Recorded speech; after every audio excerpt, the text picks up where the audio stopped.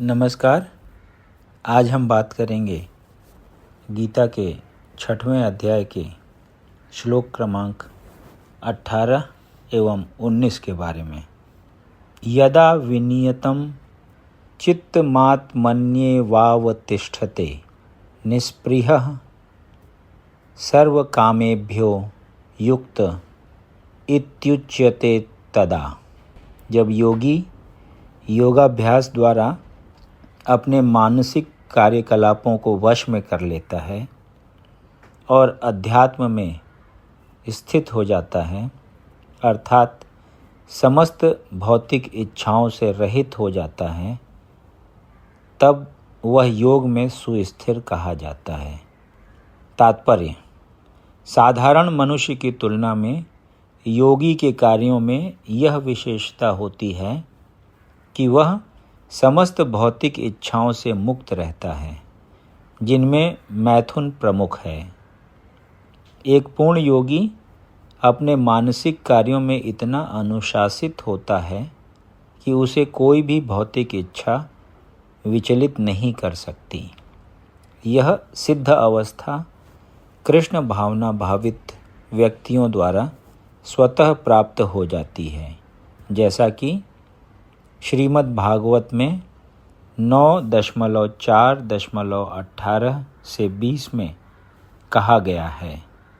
स वै मनः कृष्ण पदारविंदयोर्वचांसि वैकुंठ गुणानुवर्णने करौ हरेर्मंदिर मार्जनादिषु श्रुतिं चकाराच्युत सत्कथोदये मुकुंद लिंगालय दर्शने दृशौ तद्भृत्य गात्र स्पर्शे अग संगमम घ्राणं च तत्पाद सरोज सौरभे श्रीमत्तुलस्या रसनाम तदर्पिते पादौ हरेः क्षेत्र पदानुसर्पणे शिरो ऋषिकेश पदाभिवंदने कामं च दास्ये न तु काम काम्यया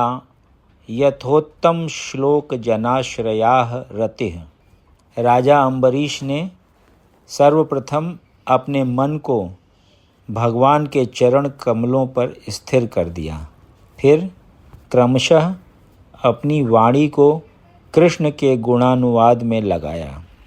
हाथों को भगवान के मंदिर को स्वच्छ करने, कानों को भगवान के कार्यकलापों को सुनने, आँखों को भगवान के दिव्य रूप का दर्शन करने, शरीर को अन्य भक्तों के शरीरों का स्पर्श करने, घ्राणेंद्रिय को भगवान पर चढ़ाए गए कमल पुष्प की सुगंध सूंघने, जीभ को भगवान के चरण कमलों पर चढ़ाए गए तुलसी पत्रों का स्वाद लेने, पांवों को तीर्थ यात्रा करने तथा भगवान के मंदिर तक जाने, सिर को भगवान को प्रणाम करने तथा अपनी इच्छाओं को भगवान की इच्छा पूरी करने में लगा दिया।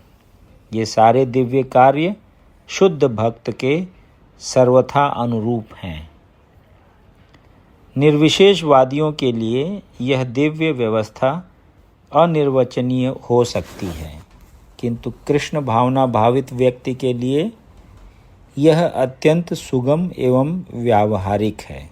जैसा कि भगवान अम्बरीश की ऊपर वर्णित जीवनचर्या से स्पष्ट हो जाता है।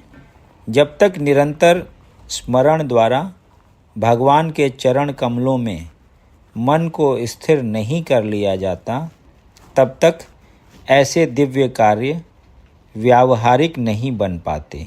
अतः भगवान की भक्ति में इन विहित कार्यों को अर्चन कहते हैं, जिसका अर्थ है समस्त इंद्रियों को भगवान की सेवा में लगाना। इंद्रियों तथा मन को कुछ न कुछ कार्य चाहिए। कोरा निग्रह व्यावहारिक नहीं है। अतः सामान्य लोगों के लिए, विशेषकर जो लोग संन्यास आश्रम में नहीं हैं, ऊपर वर्णित इंद्रियों तथा मन का दिव्य कार्य ही दिव्य सफलता की सही विधि है, जिसे भगवद गीता में युक्त कहा गया है। यथा दीपो निवातस्थो नेंगते सोपमा स्मृता योगिनो यत चित्तस्य युञ्जतो योगमात्मनः। जिस प्रकार वायु रहित स्थान में दीपक हिलता डुलता नहीं, उसी तरह जिस योगी का मन वश में होता है, वह आत्म तत्व के ध्यान में सदैव स्थिर रहता है। तात्पर्य: कृष्ण भावना भावित व्यक्ति अपने आराध्य देव के चिंतन में उसी प्रकार अविचलित रहता है, जिस प्रकार वायु रहित स्थान में एक दीपक रहता है। यदि आपको ये वीडियो पसंद आया तो इसे लाइक करें और ऐसे ही अन्य वीडियोज़ को सुनने के लिए इस चैनल को सब्सक्राइब करें। धन्यवाद।